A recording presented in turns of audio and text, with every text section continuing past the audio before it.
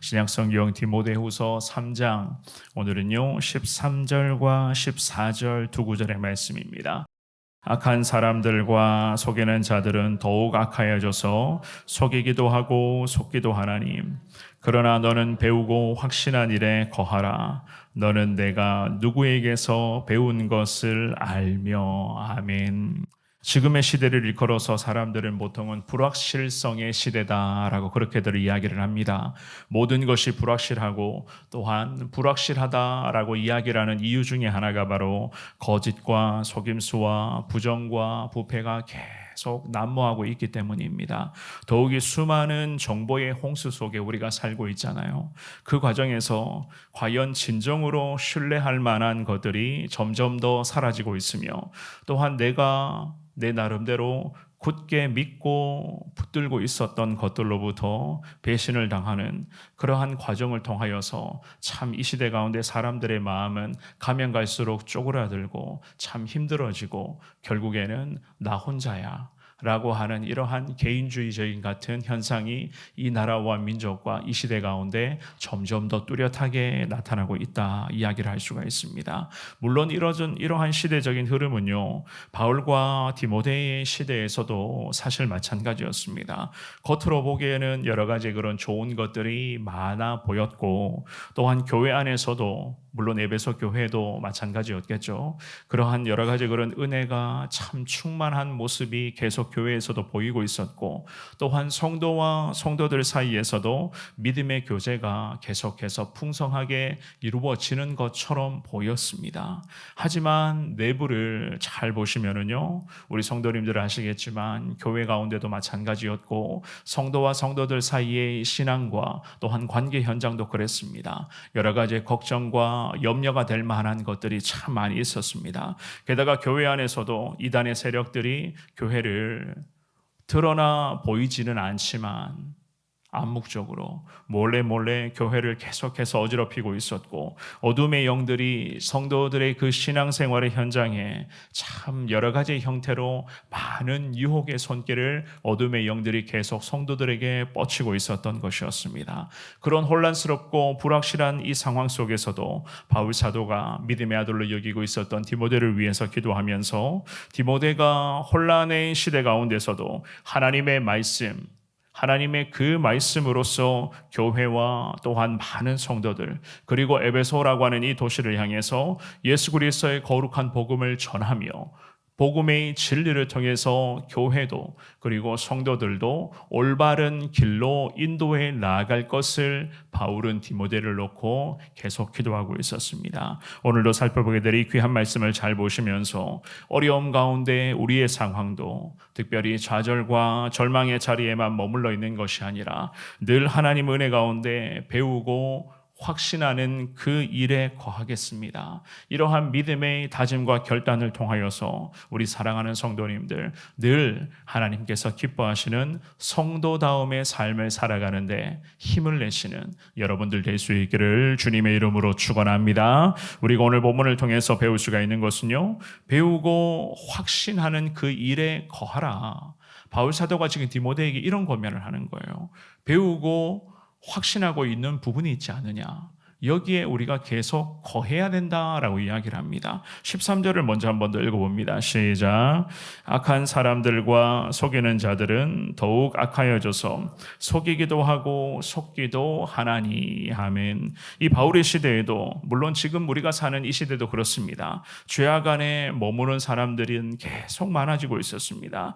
게다가 죄악에 있어서 유일한 해결책이라고 할 수 있는 예수님의 십자가 복음, 그 십자가 복음을 거부하며 오히려 더 끔찍한 죄악 가운데 거주하는 자들이 있었으니, 그런 자들을 일컬어서 바울 사도는요, 악한 사람들과 속이는 자들이다 라고 그렇게 지금 13절에서는 표현을 합니다. 이들은 우리가 어제 살펴보셨습니다마는 12절 말씀에서 말씀했었던 경건하게 살려고 하는 자들과는 사실 정반대의 삶을 사는 자들이었고, 이들은 바울이 말씀을 하지만 악할 뿐만 아니라 속이는 것을 마치 밥 먹듯이 자기의 삶인 것처럼 속이는 것을 아무렇지도 않게 계속 행하고 있었습니다.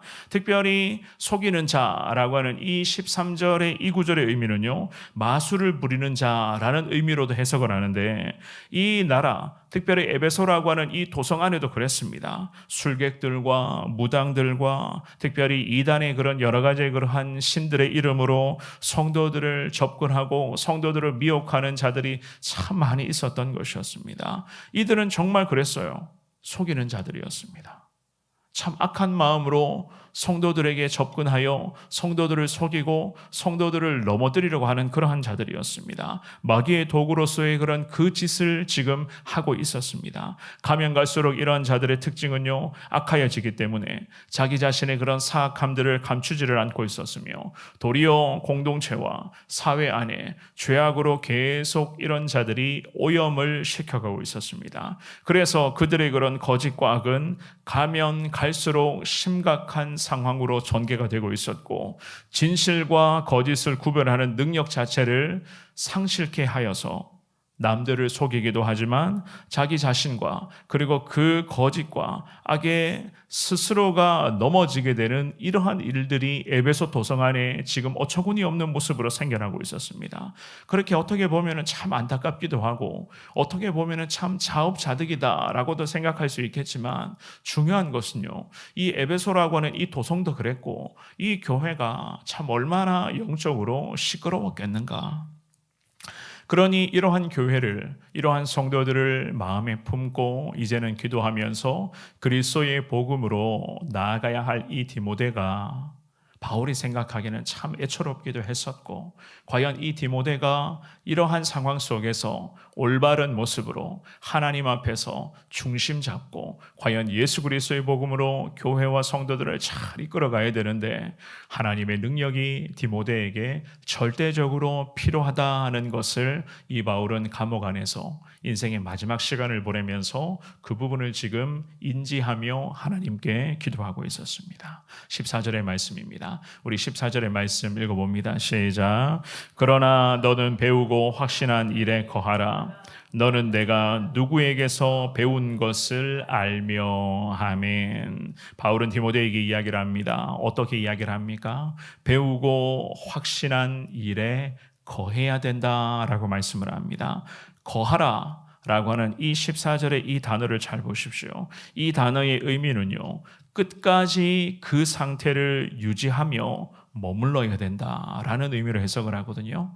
끝까지 그 상태를 유지하라. 그리고 거기에만 머무르라 라는 그런 의미입니다.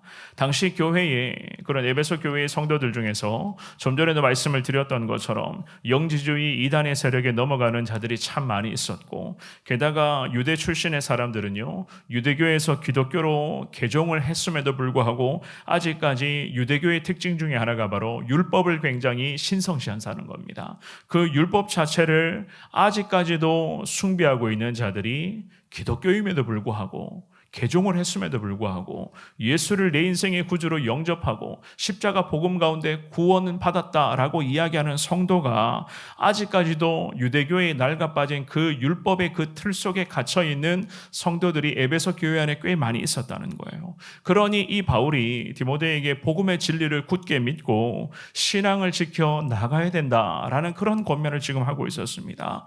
나로부터 예수 그리스도의 십자가 복음을 배웠지 않느냐? 그 십자가 복음을 확신하며 그 십자가 복음을 배우고 확신한 그 복음 안에 언제까지요? 끝까지 머물러야 된다는 거예요. 이 예수의 복음 안에 예수 그리스도의 그 심장을 품고 예수 그리스도의 그 복음의 진리를 가슴에 새기면서 그 복음의 진리만이 사람을 살리고 키우고 고치는 거룩한 생명의 복음인 것을 디모데부터가 확신하며 끝까지 복음 안에 디모데가 서 있어야 된다는 겁니다. 저 천국에 하나님이 디모데를 부를 때까지, 그날 그때까지 이 디모데에게 무슨 일이 있더라도 배우고 확신한 일, 즉 예수 그리스도의 복음만이 유일한 진리인 것을 믿고 확신하며 복음 안에 거하라. 바울 사도가 디모데를 위해서 이렇게 기도하며 편지의 글을 작성하고 있었습니다. 그런데다가 14절의 하반절에 보시면은요, 바울이 이야기를 합니다.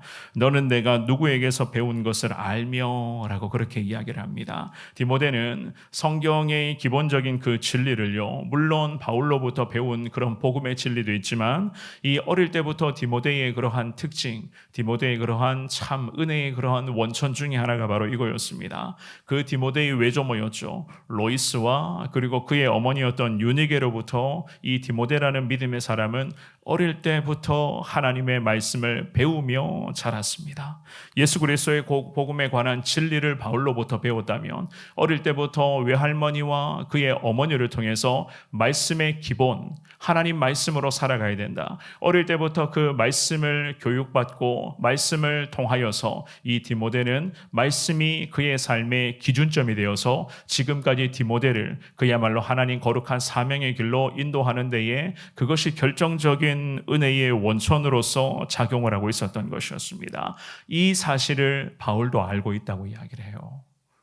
네가 누구에게서부터 내가 배운 것을 알고 있다라는 그런 이야기를 합니다. 디모데에게 있어서 바울을 포함하여 사실 그의 외할머니 그리고 그의 어머니 이런 분들은 단순히 정보만을 전달해 주었던 그런 사람들이 아니었습니다. 그야말로 디모데의 곁에 이러한 믿음의 사람들은요, 디모데라는 이 거룩한 사명자가 하나님의 온전한 사명자 되게끔 하는 데에 영적 스승들이었습니다. 영적 스승이라고 하는 것은 디모데에게 신앙의 모델이 되었다라는 그런 의미 아니겠습니까? 믿음을 지키기 위해서 이 디모데에게 그야말로 어릴 때부터 디모데에게 외할머니와 그의 어머니는 항상 하나님 앞에서 반듯한 믿음의 모습들을 아들 디모데, 손주였던 디모데에게 보여주었고 게다가 하나님 말씀 안에서 이 어린 디모데가 어릴 때부터 말씀 교육을 받고 말씀을 듣고 말씀 중심의 거룩한 믿음의 아들로 잘 성장하는 데에 외할머니와 어머니는 디모데에게 항상 신앙의 모델이었습니다.